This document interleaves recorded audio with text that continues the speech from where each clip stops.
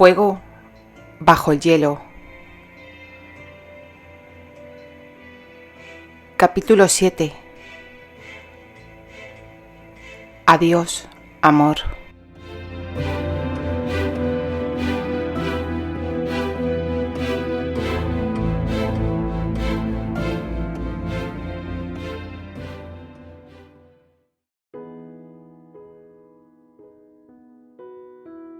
Aunque el rey se hallaba ausente de Norwich, sus hombres se preparaban en la pradera para la guerra. Durante todo el día se escuchaban los ruidos del entrenamiento, los gritos, las órdenes y el continuo entrechocar de los aceros.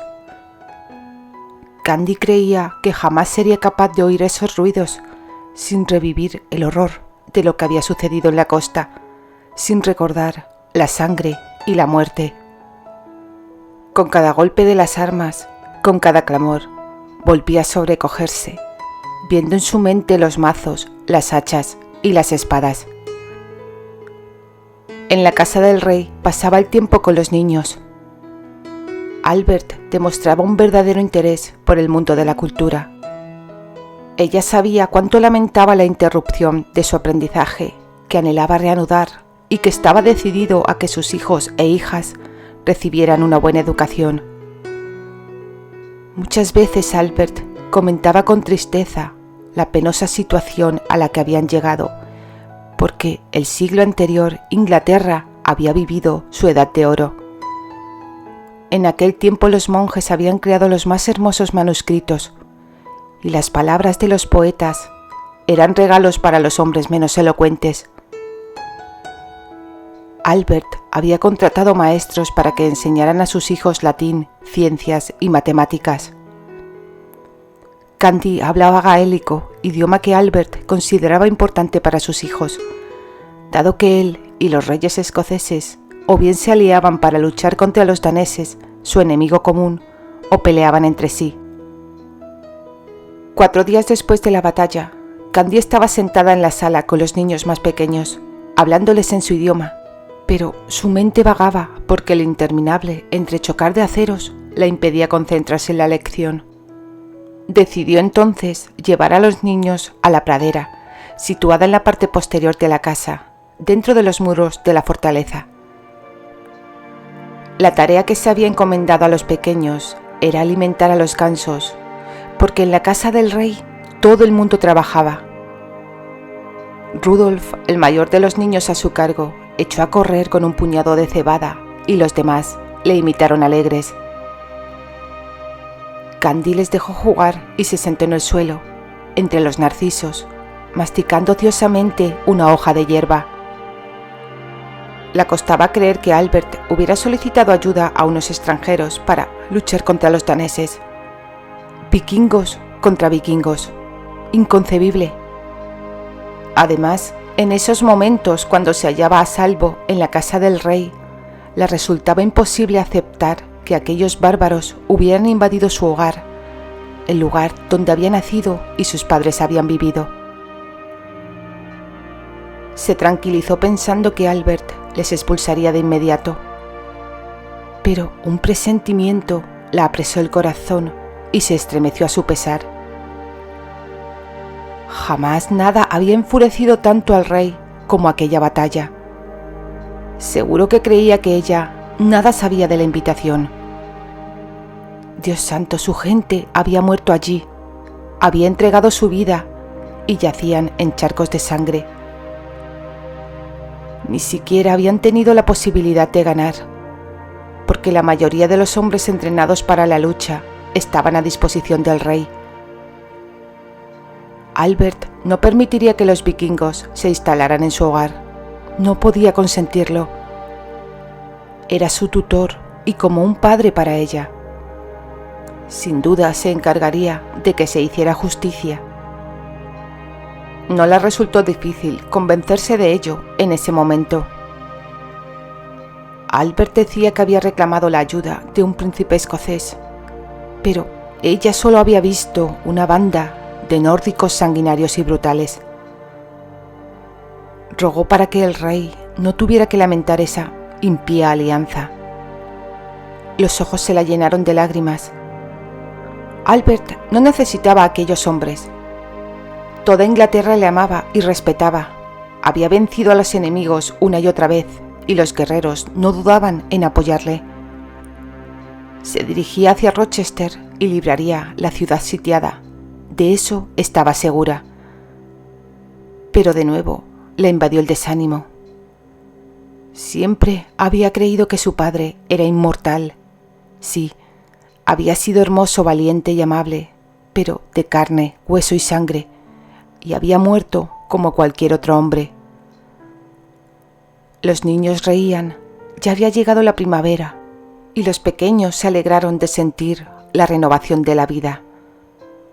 Les observó correr por entre las hierbas, dejó que se disipara la tempestad de su alma y consiguió sonreír.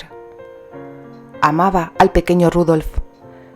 Tenía los ojos como su padre y el cabello rubio como él, pero también había heredado algunos rasgos de su madre.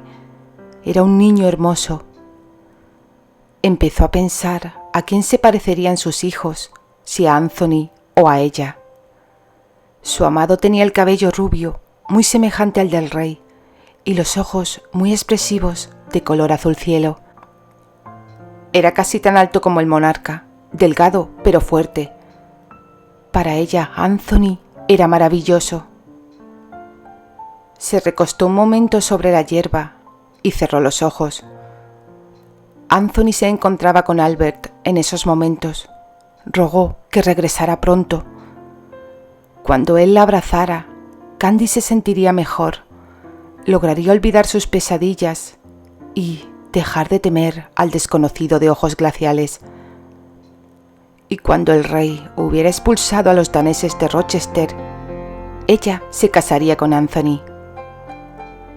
Albert había estado demasiado ocupado en la guerra para autorizar su unión. En cuanto volviera, le suplicaría que hiciera leer las amonestaciones en la iglesia.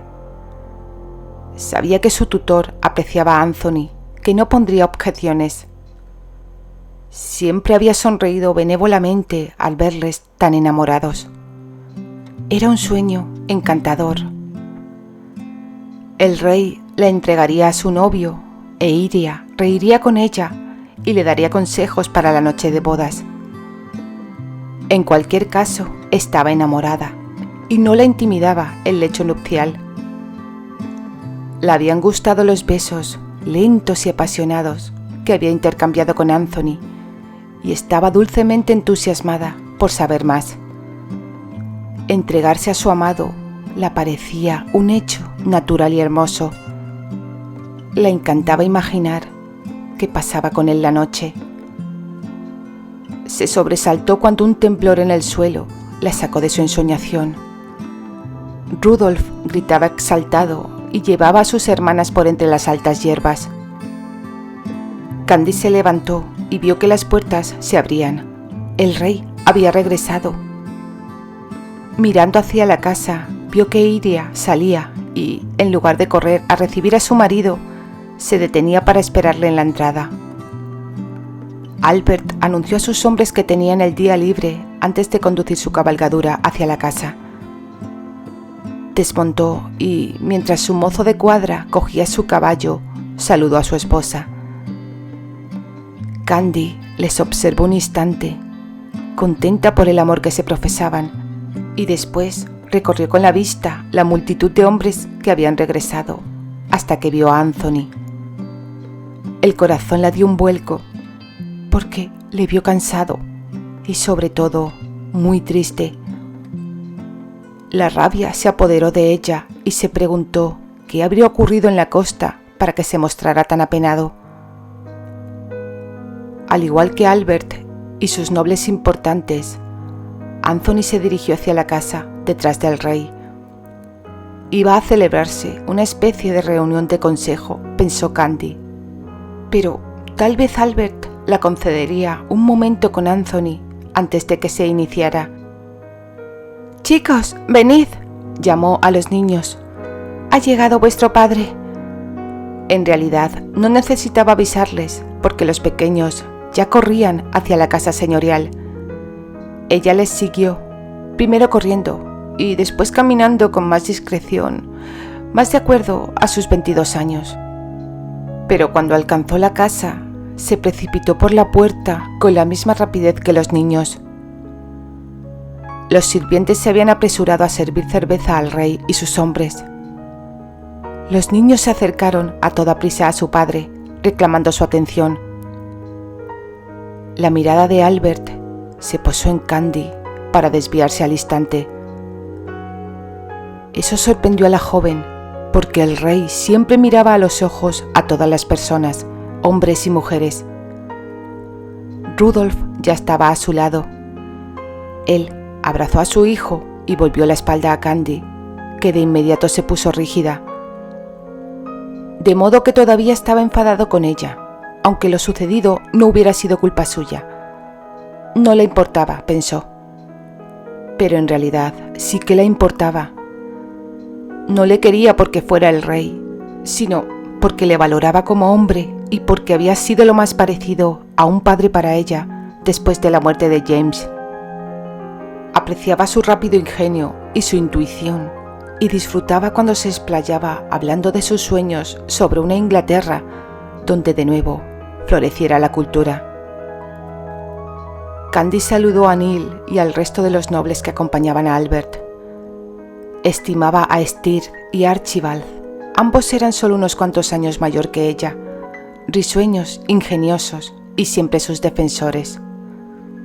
Neil se le antojaba demasiado ceñudo, pero se lo perdonaba porque era fácil comprender su naturaleza siempre grave. Neil la asustaba a veces, cuando la observaba y estudiaba, retorciéndose el delgado bigote castaño rojizo. Entonces ella se preguntaba qué astucias estaba tramando. La actitud de aquel hombre la incomodaba, pero le saludó de igual modo. Entonces se dio cuenta de que todos ellos la miraban con expresión seria, grave y triste. No lo entendió. Todos habían regresado, así que el príncipe escocés debía haber negociado. No era posible que se hubiera librado otra batalla. El rey continuaba abrazando al pequeño Rudolf, de manera que ella se sintió libre para sonreír a los demás. Pasó a toda prisa entre ellos para acercarse a Anthony y se arrojó a sus brazos. «Candy», susurró él con la voz apagada. Supo al instante que algo iba mal. Miró a Anthony a los ojos y observó que los tenía empañados de lágrimas. Además, él no la abrazó, sino que sujetándola por los hombros, la mantuvo apartada.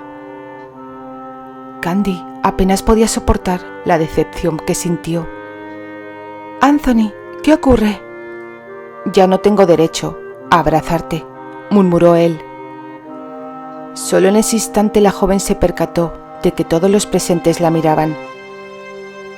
El rey con dureza y piedad, Iria confusa y los demás hombres con pena y mayor incomodidad. Todos sabían algo que ella ignoraba. «¿Qué ha sucedido?», preguntó. Fuera lo que fuese, debía de ser terrible. Volvió a mirar a Anthony, quien, con las facciones tensas por el dolor, la sujetó con firmeza, lejos de él. Un escalofrío recorrió el cuerpo de Candy. «Anthony, el rey te lo explicará», dijo él, la apartó de sí y se dirigió rápidamente a Albert con la voz apagada. «Yo prefiero retirarme, señor». El monarca asintió. Candy le miró, exigiéndole una respuesta con los ojos. «¿Qué sucede?», preguntó finalmente. Entonces lo comprendió. No habían logrado expulsar a los vikingos de su tierra. ¿Los vikingos?, pensó amargamente. No, los escoceses. El rey insistía en que los invasores eran escoceses. «He perdido mi casa», afirmó ella. «Dejadnos solos», ordenó Albert. «Albert», comenzó a decir Iria. «Dejadnos solos», repitió el rey.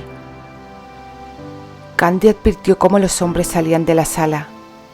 No les vio, pues tenía la mirada clavada en los ojos de Albert. Iria llamó a los niños y Albert y su pupila quedaron solos.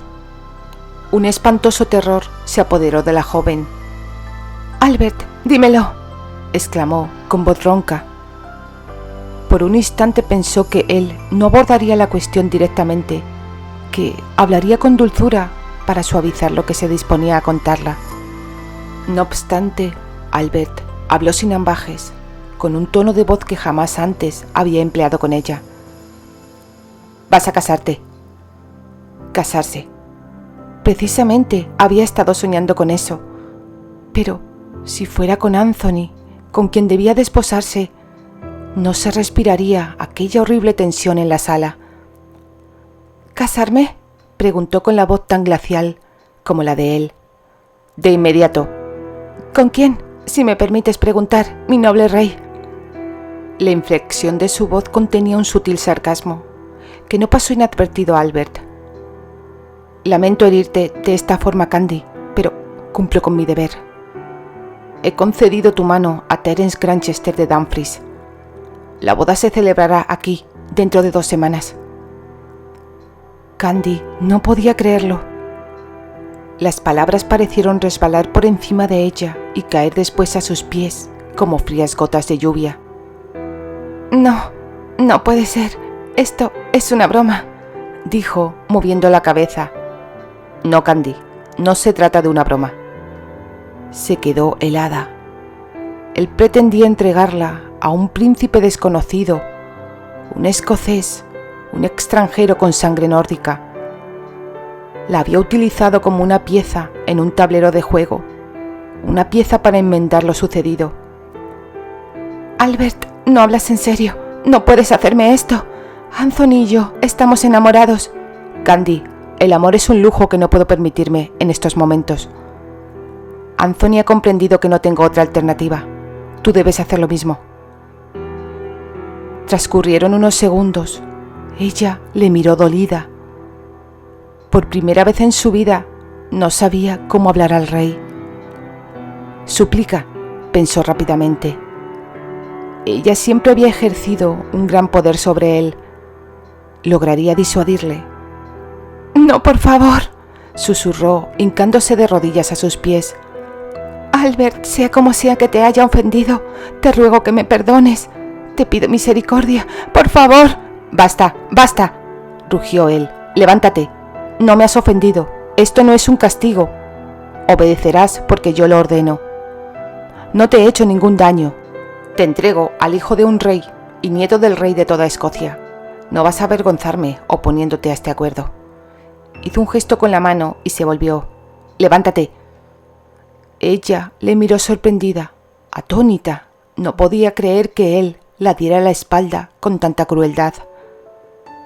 Se puso de pie lentamente y con voz trémula dijo: «No lo haré, no puedo. Tal vez tu príncipe escocés no desembarcó en el ataque, pero sus secuaces nórdicos destruyeron mi ciudad y asesinaron a mi gente. No me casaré con ese hombre». «Te casarás», replicó él, volviéndose furioso. «No», insistió ella con voz suave. Se sentía muy fría, casi insensible. El rey no estaba enojado, no buscaba venganza, y ella no podía defenderse ante él. Era un hombre obsesionado que había adoptado una decisión y dado la orden. Era el rey. «No tienes elección», dijo él, «y si continúas discutiendo conmigo, te mantendré prisionera hasta el día de la boda». «Pues haz lo que quieras. Repito que no me casaré con ese hombre», juró. «No me obligues a tomar ciertas medidas, Candy». Ella guardó silencio. «Neil», llamó él. «¿Qué piensas hacer?», preguntó ella, desesperada. No quería perder el dominio, su dignidad. No obstante, al ver que llamaba a uno de los hombres que a ella más la desagradaba, perdió el control. Él era su tutor, su protector. Las lágrimas asomaron a sus ojos. Abandonada ya su dignidad, Candy corrió hacia él y le golpeó el pecho con furia. Albert la sostuvo por los brazos para detenerla. Ella le miró a los ojos y creyó percibir en ellos un destello de satisfacción por su ira, como si el rey se alegrara de aquel arrebato de cólera que en cierto modo le absorbía. Albert, a quien los ingleses aclaman como el grande, susurró mordazmente, jamás te perdonaré por esto, ni contraeré matrimonio con ese hombre. Por un momento él pareció ablandarse. Abrió los labios, como si quisiera hablar. Hizo un ademán de acariciarle el cabello. No obstante, le dio un ligero empujón, alejándola de sí. «Neil», repitió. Neil acudió por fin y tomó el brazo de la joven, quien se acercó acaloradamente al rey. «Me niego, no puedes obligarme. Recurriré a las hermanas santas, buscaré refugio en París, acudiré a los daneses». Eso último sorprendió al rey. «No, señorita, no lo harás. Permanecerás custodiada bajo llave hasta el día de la boda. Y si persistes en esta infamia, oraré para que tu prometido sea más vikingo que escocés y adopte todas las medidas necesarias para silenciarte». «Neil», bramó, «llévatela». «Suéltame, Neil», ordenó. «Iré donde quieras, pero quítame las manos de encima». Él esbozó una sonrisa casi oculta por su delgado bigote y su mirada se oscureció. «Señora, vigila tu noble lengua», le advirtió. «No vigilaré nada», exclamó ella. Se liberó, pasó como una exhalación junto a él y salió de la sala. En pocos segundos Neil caminaba ya tras ella. Volvió a cogerla por el brazo en el preciso instante en que Styr les alcanzaba. «Por favor, permite que la acompañe yo», rogó Styr. Ella no miró a Neil, pues estaba a punto de echarse a llorar. De pronto se encontró con Styr a su lado. Tropezó, sorprendida de que el sol continuara brillando, a pesar de su desgracia, y de escuchar todavía el entrechocar de las espadas de los hombres que, en la pradera, se ejercitaban en el arte de la guerra. Ya no quedaba nadie cerca de la casa del rey. «Lo siento, Candy», dijo Styr, «lo siento muchísimo». «¿A dónde me llevas?» «Al depósito de provisiones». Se trataba de un recinto pequeño y desamueblado situado en la ladera del valle, donde se almacenaban alimentos que se conservaban frescos gracias al agua del arroyo. Solo había una ventana alta. «No me encierres, por favor, déjame escapar», suplicó. «Sabes que no puedo», dijo Styr con tristeza. Ella consiguió erguir los hombros y entró en el pequeño edificio. Cerró de un portazo y se dejó caer en el suelo de tierra. Por fin rompió a llorar, procurando ahogar los sollozos para evitar que el guardián que hubieran apostado afuera la escuchara. Lloró en silencio hasta que anocheció. Nadie la visitó. Nadie la llevó siquiera una gota de agua. Permaneció sentada en la oscura y silenciosa estancia, sintiéndose absolutamente desgraciada. Reafirmó su resolución. Durmió y sus sueños estuvieron plagados de terror. El príncipe escocés la cedía a su secuaz nórdico de cabellera oscura. Con el muslo atravesado por la flecha que ella le había lanzado y la pierna ensangrentada, le oía exclamar: «Ruega, señora, ruega que nunca volvamos a encontrarnos».